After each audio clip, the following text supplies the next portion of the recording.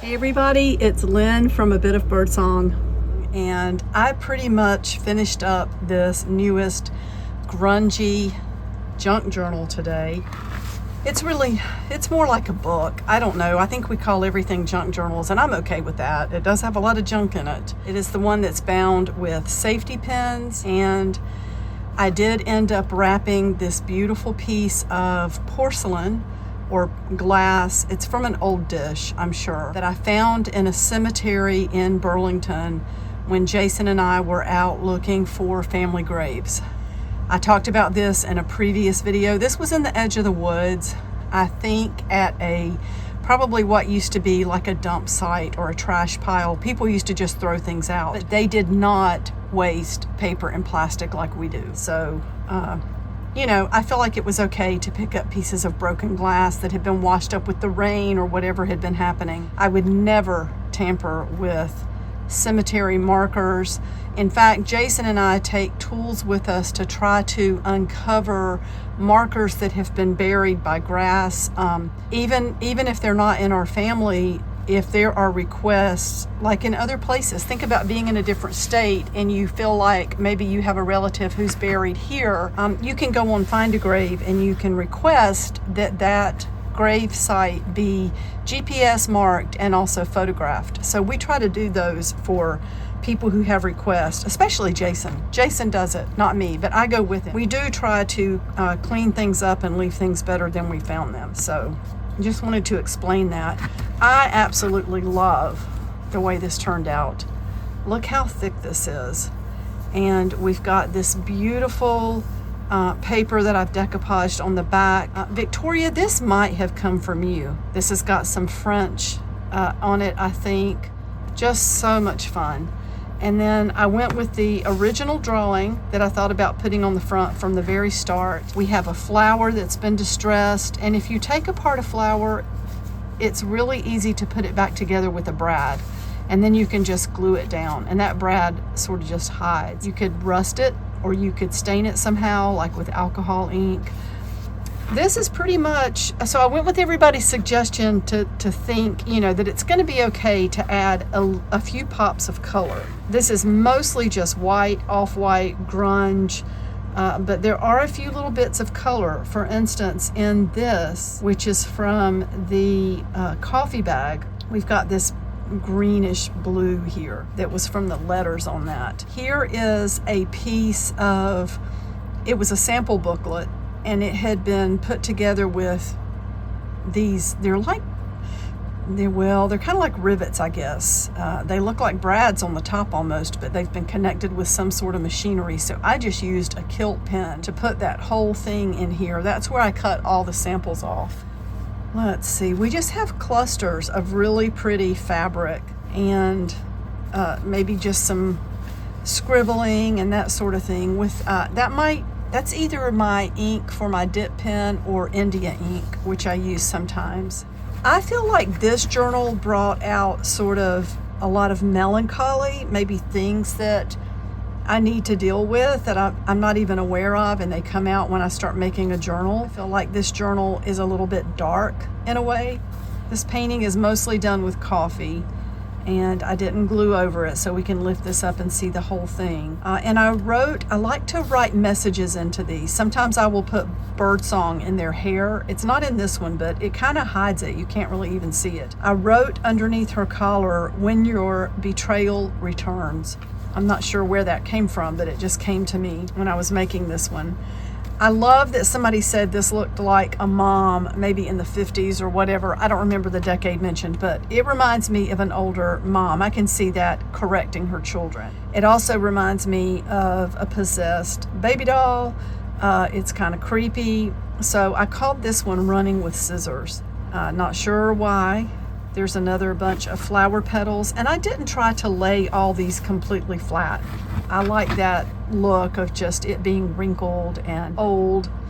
I did come back with a few touches of gold paint, and I like it. It's not too much, it's just a little bit.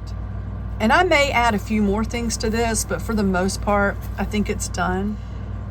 This one is called Learning to Be Okay, and Again, you can see the whole thing. We've got some little photo corners that are made from some of the handmade paper. Very, very stained, dirty fabric. This is some fabric that I had outside. Let me show you the piece. And I used that on a table outside to dry off some things that I had been rusting. So it's just beautiful, beautiful fabric. And these were a couple of the clips that I had been rusting. There's that one and there's another one in here somewhere. So again, you can see just clusters of this beautiful, the fabric that was in the kit. And I keep a box or two of fabrics, just whites and off-whites, and I throw everything in there when I find it. Trims, lace, pieces like from bridal dresses, anything like that. So I had gone through it and pulled out a lot of stuff for myself, and that's where those packs came from on Friday. I may try to do some more of those because I think everybody, for the most part, enjoyed seeing those and looking forward to using those, I guess. So she is called Prepared to Walk Away. I love that. I love how we ended up with this streak of white right above her nose. It's not quite centered at the bottom, but I'm okay with that. This is several layers of paint.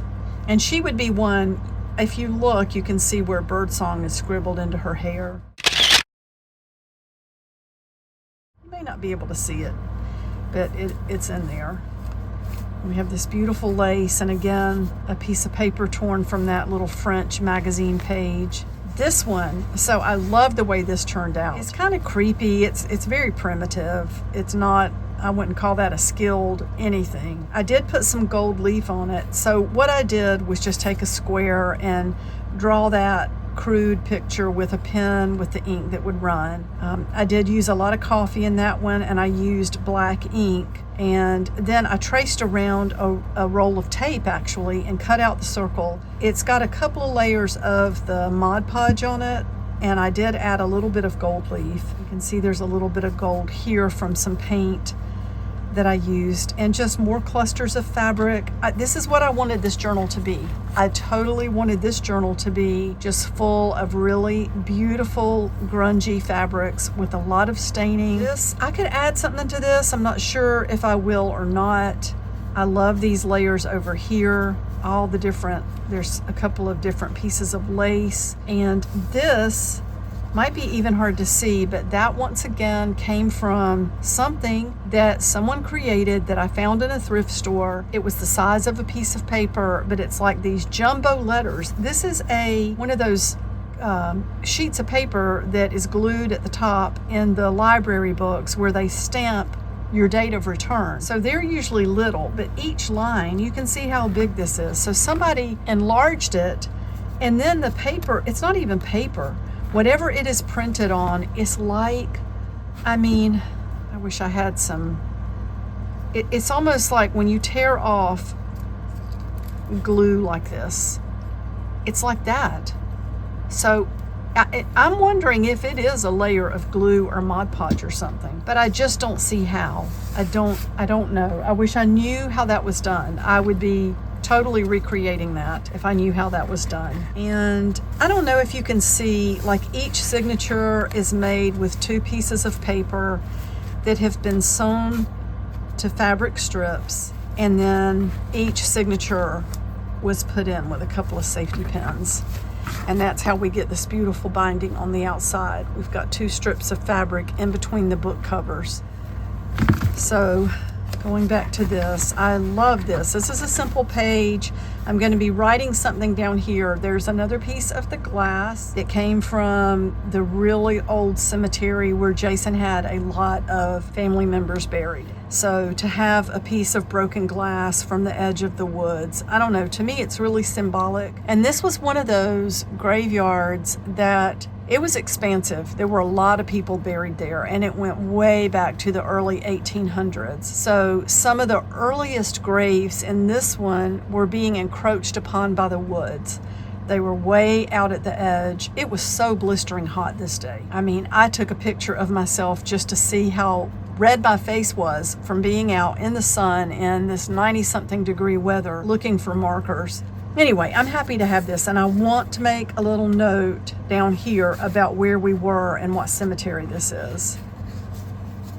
And then just more of the beautiful fabric and the staining. Yeah, that's just one. I think that's kind of pushing on the page, so it makes it bow out a little bit. And here is a set of huge flower petals. I decided to just make this whole page these flower petals that I stained, and you can see this one actually ended up with rust on it. That's where I was drying off these rusty clips today. Oh, it's even got the outline. Look at that. I didn't even notice that until right now. I just laid everything on this fabric outside on my table and left it to dry while I continued to work. And again, I could have glued down every layer, but I don't want to do that. I want it to feel organic. If petals get wrinkled, that's fine with me. I love the way this turned out. This is called Time to Go.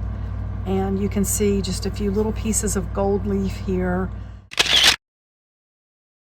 It's basically just a pen with ink that runs a little bit in water. It doesn't run as much as those R2 pens from the Dollar Tree, but it does run, and then you can see the coffee staining in here. Sometimes things come out that I'm not expecting. I didn't mean for that to feel so melancholy or dark, but I think it's a good thing to just go ahead and paint what you feel. And then here are some more of those words from that, whatever that was, I found these very enlarged words. And here's the beautiful old velvet with the selvage that I love. So there's another little bit of color in there. I may do something more on this. Here is the fabric that's got the faux pearls on it, and I just glued that with some tacky glue. I've never had trouble with tacky glue holding something down like this. And then we get to the back, and there's my stamp. So I'm just in love with this journal. I may add a few more things. I may add something to play a little more on these words in a way. And it's not that I wanted to necessarily put those words here. They were just a group of words that I had left out of that material, and I didn't want to waste it, that paper or whatever it is that was printed on. So I think I may make some sort of a tag, and I'm not sure what I'm going to call this journal. What I would like to do is bring some of this fabric back into it, maybe with a piece of handmade paper, and make a tag to hang on the outside with the title of the journal, with the name of the journal. So this is it. I've just got lost working in this today. And sometimes it's hard to record every single thing, especially if I'm out here just playing and spending 2 hours just getting completely lost in something. It's kind of hard to go back and edit stuff like that. I don't mind doing it, but it's not always something that I have time for or that I feel inclined to do. Sometimes you just have to get in your workshop and play without worrying about recording. And that's what this was. I just love all these dark stains. So this is currently my favorite, I think.